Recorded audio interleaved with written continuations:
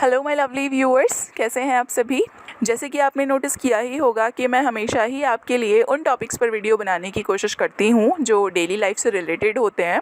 साथ ही मैं उन प्रॉब्लम्स के बारे में भी आपसे डिस्कस करती हूँ जो नॉर्मली आपको किसी से पूछने में ऑकवर्ड लग सकता है।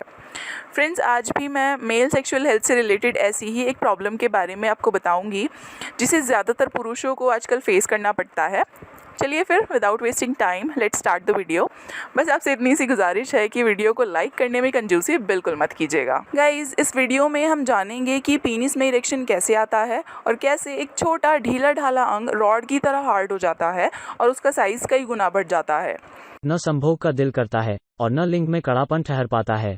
ट्रस्टविंड हर्बल क्लिनिक ने बनाया है मैनीट्राइडो गोल्ड कैप्सूल्स और मैनीट्राइडो पेनिस एनलार्जमेंट इरेक्शन ऑयल। मैनीट्राइडो गोल्ड कैप्सूल्स स्वर्ण भस्म और वाजिकर जड़ी बूटियों से बनाए गए हैं और ये स्तंभन दोष को दूर करके पौरुष दुर्बलता को ठीक करते हैं। मैनीट्राइडो पेनिस एनलार्जमेंट इरेक्शन ऑयल लिंग को लंबा, मोटा और कठोर बनाता है।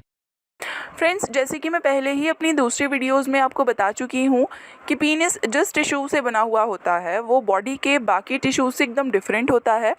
ये एक इरेक्टाइल टिश्यू होता है जो आकार में घट और बढ़ सकता है। नॉर्मली ये पार्ट साइज में 1 से 3 इंच तक ढीला ढाला ही रहता है, लेकिन जब लड़का सेक्सुअली अराउज्ड होता है तो ये साइज में 4 से 7 इंच तक बढ़ जाता है।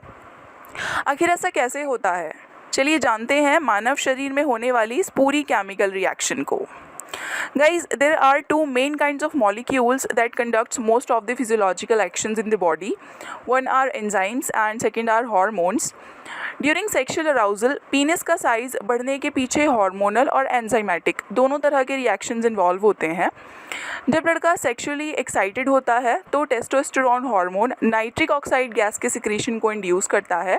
ये गैस एक खास किस्म के एंजाइम के सिक्रीशन को प्रमोट करती है और ये एंजाइम पीनिस के इरेक्टाइल टिश्यू में मौजूद नसों को फैलाता है ताकि उनमें ज़्यादा से ज़्यादा ब्लड जा सके। यही नहीं guys, testosterone hormone heart rate बढ़ा देता है और ब्लड प्रेशर भी बढ़ा देता है और बॉडी में ब्लड फ्लो बढ़ जाता है। पीनिस के इरेक्टाइल टिश्यूज़ के 2 भाग होते हैं, कॉर्पोरा कैवर्नोसा और कॉर्पोरा स्पॉन्जियोसम। कॉर्पोरा कैवर्नोसा में 2 थैलियाँ होती हैं जिनको अलग अलग कॉर्पोरा कैवर्नोसम और संयुक्त रूप से कॉर्पोरा कैवर्नोसा बोला जाता है। गाइज, ये दोनों थैलियाँ बारीक नसों के गुच्छे से बनी हुई होती हैं। ये नसें वैसे तो ब्लड से खाली रहती हैं और इन थैलियों का साइज़ बहुत छोटा सा होता है, लेकिन एंजाइम के प्रभाव से इन नसों की स्मूथ मसल्स रिलैक्स हो जाती हैं और ये फैल जाती हैं।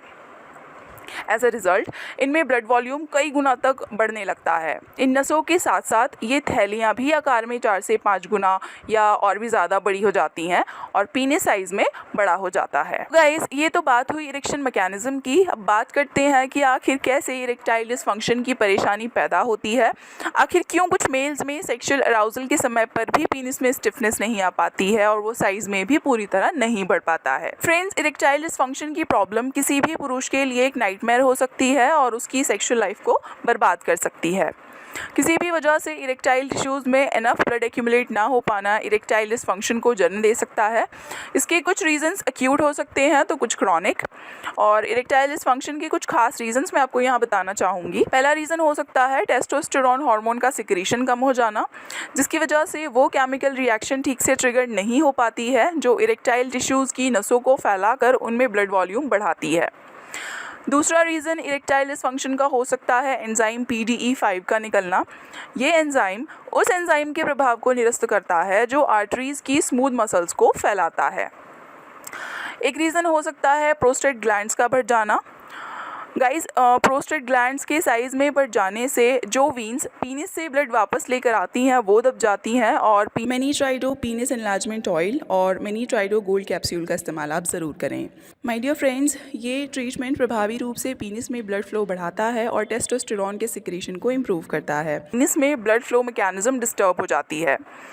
एनलार्ज्ड प्रोस्टेट 50 साल की उम्र के बाद पुरुषों में पार्शियल या फिर कंप्लीट इरेक्टाइल डिसफंक्शन की एक बहुत बड़ी वजह हो सकती है। इरेक्टाइल डिसफंक्शन का एक बहुत बड़ा रीज़न हो सकता है परफॉर्मेंस एंग्जाइटी।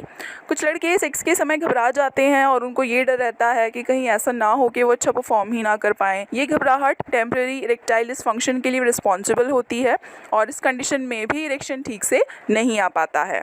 और गाइस, मैं आपको बताना चाहती हूँ कि कुछ दवाएँ ऐसी होती हैं जिनका सेवन करने से एक्यूट या क्रॉनिक इरेक्टाइल डिसफंक्शन क्रिएट हो जाती है, जैसे ब्लड प्रेशर कंट्रोल करने की एलोपैथिक दवाएं आती हैं, उनकी वजह से भी ये प्रॉब्लम हो सकती है। तो फ्रेंड्स, इस वीडियो में आपने जाना कि इरेक्शन की प्रोसेस क्या होती है और इरेक्टाइल डिसफंक्शन के क्या क्या रीजंस हो सकते हैं। इरेक्टाइल डिसफंक्शन को क्योर कैसे किया जा सकता है, इस पर मैं एक सेपरेट वीडियो जल्दी ही लेकर आऊँगी और मैं उम्मीद करती हूँ आपको आज की मेरी वीडियो अच्छी लगी होगी, आपके लिए हेल्पफुल रहेगी। तो देर किस बात की है, फिर ज़्यादा से ज़्यादा वीडियो को लाइक एंड शेयर कीजिए और हमारा चैनल सब्सक्राइब कर लीजिए ताकि हमें आगे वीडियो बनाने के लिए ऐसे ही मोटिवेशन मिलता रहे। चलिए फ्रेंड्स, अब मैं चलती हूँ, आप सभी अपना ख्याल रखिएगा, जल्दी ही मुलाकात होगी। Bye bye.